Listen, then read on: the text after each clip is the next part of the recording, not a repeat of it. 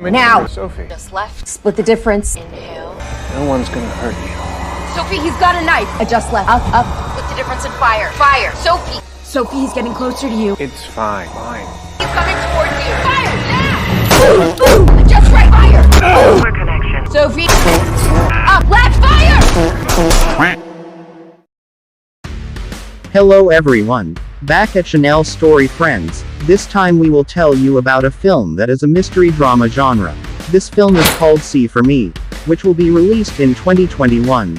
This film tells the story of a blind girl who is employed to look after a luxurious house, until finally she comes a group of robbers, which makes this woman have to find a way to fight them. What will happen? Watch it until it's finished, because this film has a lot of plot twists. As usual, prepare snacks and sit in the most comfortable place. The film begins with a blind woman named Sophie Scott, who lives with her mother, call her City. That afternoon she was packing things, and because she was getting used to her condition, Sophie could understand which items should be included. It turns out that Sophie used to be one of the best female ski athletes, who couldn't take part in the Olympics, even had to retire due to a genetic disease, namely retinitis pigmentosa, where this rare disease attacks the stem cells of the eye, which can lead to blindness. Now Sophie is looking for work through the website, and finally Sophie gets a job, that is to look after a house, because Sophie has taken care of a luxurious house several times. Her mother is worried because the location of the house is very far, especially the condition of her child who cannot see. Saw your deposits, $4,200. I got paid. Let me drive you. It's silly to waste money on a cab. Don't worry, okay? One day you won't hold that against me. Just a few hours away, City also called Sophie to make sure if she was okay.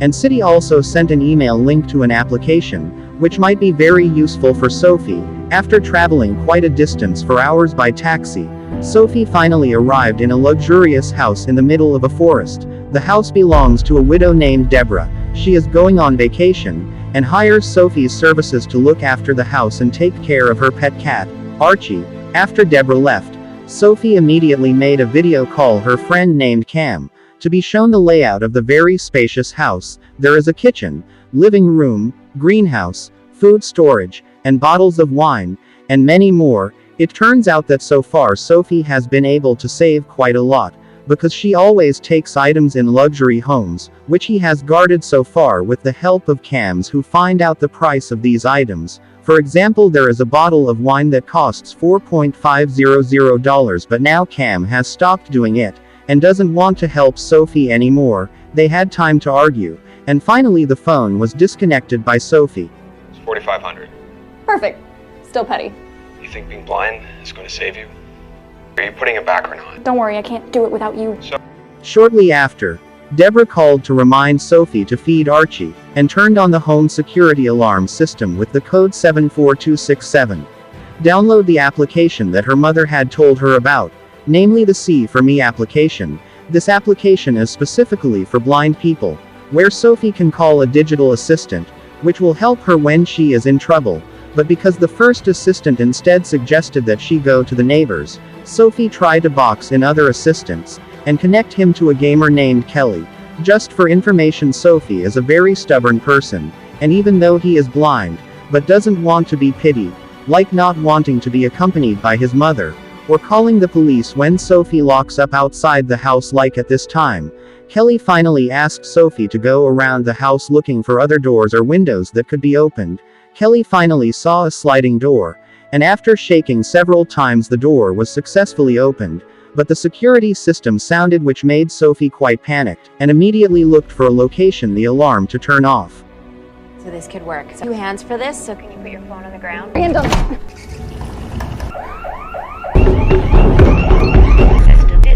Because Kelly managed to help her, and her way of speaking was not stiff like the first assistant, Sophie finally saved Kelly's number. Who knows next time she needs her help again. Then at night when Sophie was asleep, suddenly a group of cars came containing 2 robbers, namely Ernie and Dev. After the door was opened, Arnie immediately turned off the security system using a special tool. Then they brought in a machine. It turned out that their goal was there to rob a safe. which was stored behind a painting and covered by an automatic wall. Out of nowhere, the two robbers could find out with this information. On the other hand, Sophie, who heard a noise, woke up and thought it was the work of the cat Archie. With a special neck collar that was connected to the application, Sophie could hear the sound of the alarm on her necklace, which Ernie also heard, almost. They had a fight, and fortunately Sophie still didn't get caught, but Ernie was sure that there was someone in the house. Ernie also told the dev to be careful, because there was someone inside. Then the dev opened the wall automatically through a panel. A safe was seen. Big inside, and she started breaking into the safe, while Ernie went back around the house to check if there was really someone in the house.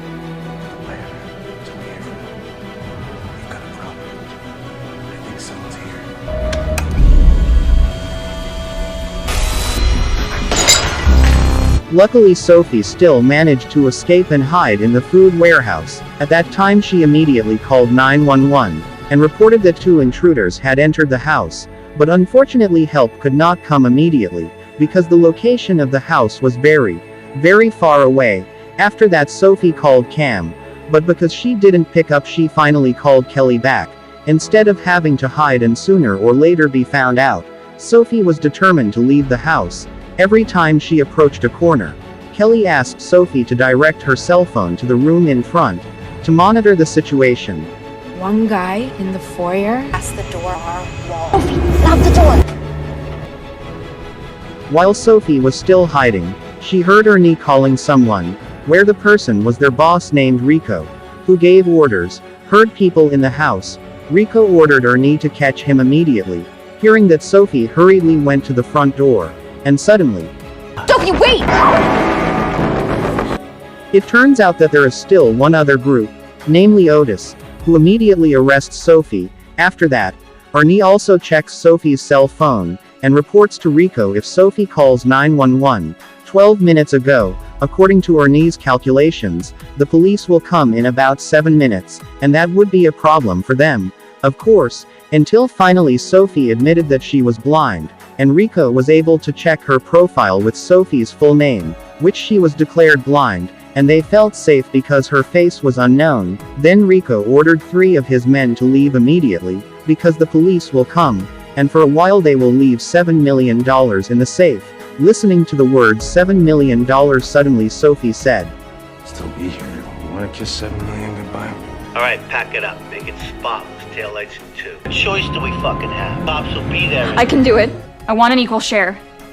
I'm listening. Sophie cleverly gets rid of the police who came by saying that the call was just a joke, even though at first they didn't believe it. But when they found out about Sophie's rotten intentions of wanting to sell wine bottles there, Rico just laughed because Sophie was the same as them, and agreed to give a share of 5%, or the equivalent of $5 billion. Now Sophie was asked to call 911 again, and he told the police that earlier it was just a cat, and there was no one here, but apparently according to police policy it will still brought in to make sure everything was okay. Not long after, all the robbery equipment was cleaned up. The 3 of them went into hiding, and Sophie had to face the police according to her promise. On the other hand, Kelly also called 911, and told what happened to Kelly, which was the problem is that Kelly does not know the location of the house, and is only providing an estimate based on his searches on social media, which may be in upstate New York. Get back to your perch. D, move all the equipment. E, lights off. Last Twitter post puts her in New York, likely upstate. Forward this to another department without knowing her location. Blind, female, teenage ex-skiers. Not long after, a police car came, in which an officer named Brooks went straight to the house, even though Sophie had confirmed that the phone was just an error. But the policewoman still forced her way in, to check the situation. And that made him even more suspicious. Then when he was about to return, Brooks whispered to Sophie, was he lying? Because he was threatened by intruders who were hiding. Sophie said that no one was here. Then suddenly Cam called back, and Brooks heard it immediately took Sophie's cell phone that had fallen in the kitchen, and luckily one of the robbers immediately put the cell phone on the kitchen table. Is that your phone? Yeah. Cam, sorry, I really gotta go. From Sophie's gesture, Brooks knew that there was something wrong in the house, but because Sophie said that he was fine, Brooks would really come back this time, until finally Brooks got a call from another officer, who continued Kelly's report, that there was 3 intruders entered the house that Brooks is currently examining, when it was confirmed that the caller at 911 was a blind woman named Sophie. Then Brooks immediately took out his gun and was going to look for these 3 people. He was on a video chat with the 911 caller during the incident. A blind girl, Sophie. Not long after, Arnie came to surrender, but it turned out that it was just their trick, so that the Brocks could be distracted and Otis could attack her. Then what happened? Coming out. Hands where I can see them. It's just me. There's 2 more of them, but I don't know where they are.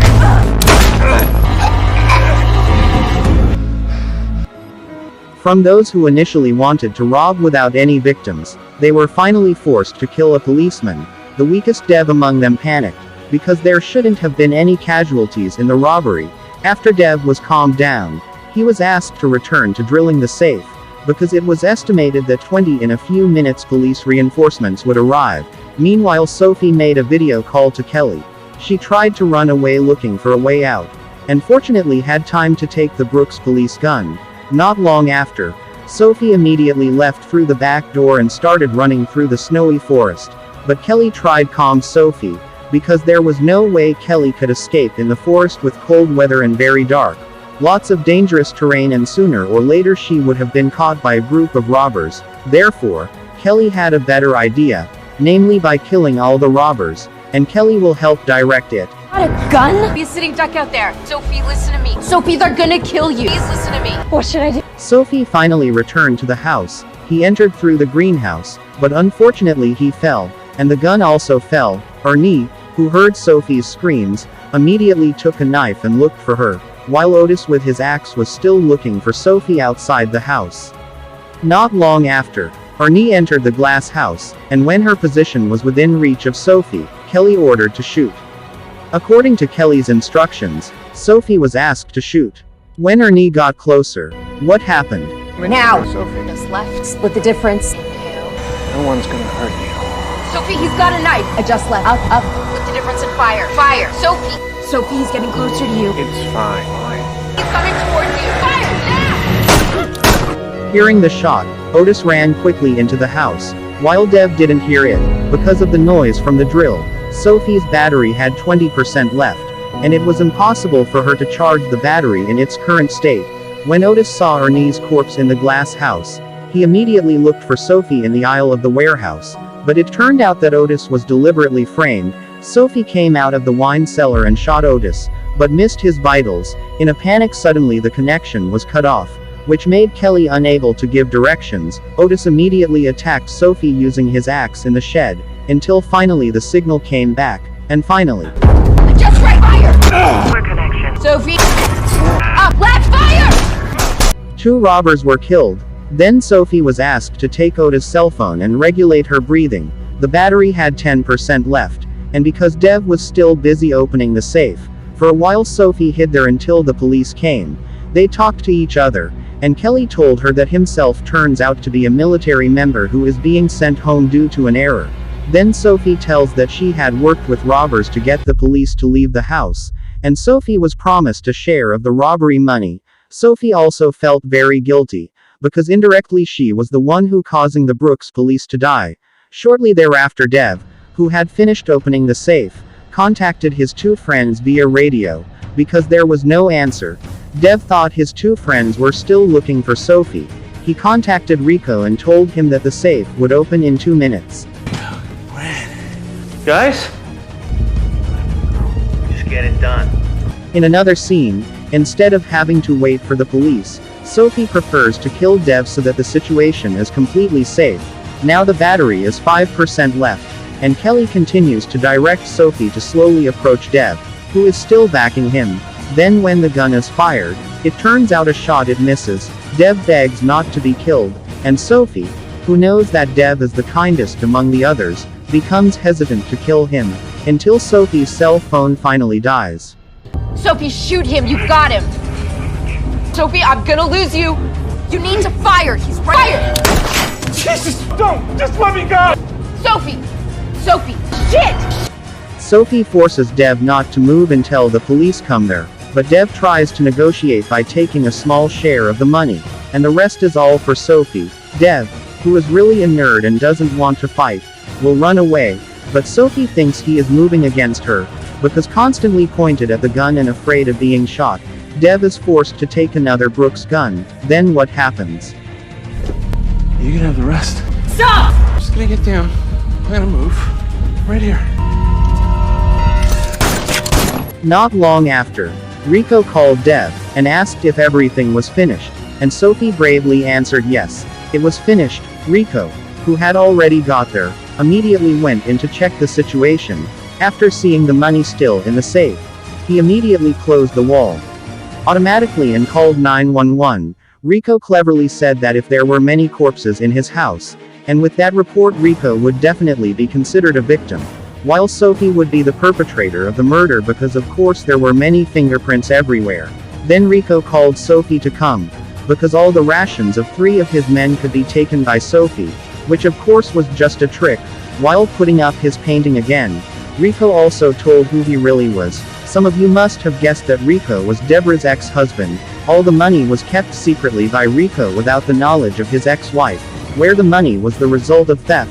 Obviously Sophie cares about all his nonsense, and he also turns off the house's power source, so Rico can't see anything like himself.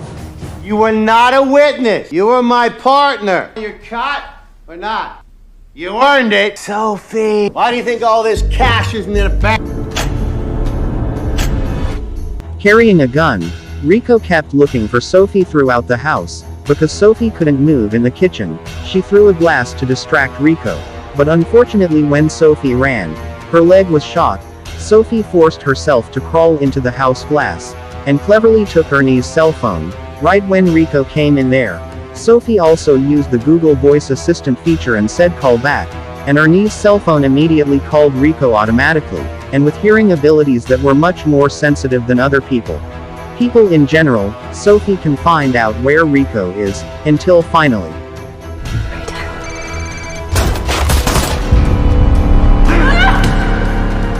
Even though he was shot, it turns out that Rico was still not dead.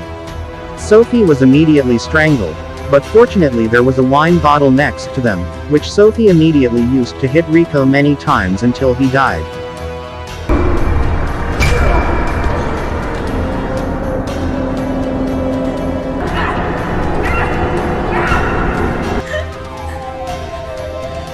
After that terrible incident, the police cleaned up the bodies there, and Sophie was considered a victim in self-defense. Now Sophie is in the healing process, and she has decided to take part in the Women's Olympics, or an international sports competition specifically for people with disabilities. Hearing that as a mother, City is also very happy and will support her child, even though she has to pay for the very expensive training fees, but Sophie only smiles while holding her backpack, which means that she has taken the $7 million in the safe, without anyone knowing about it.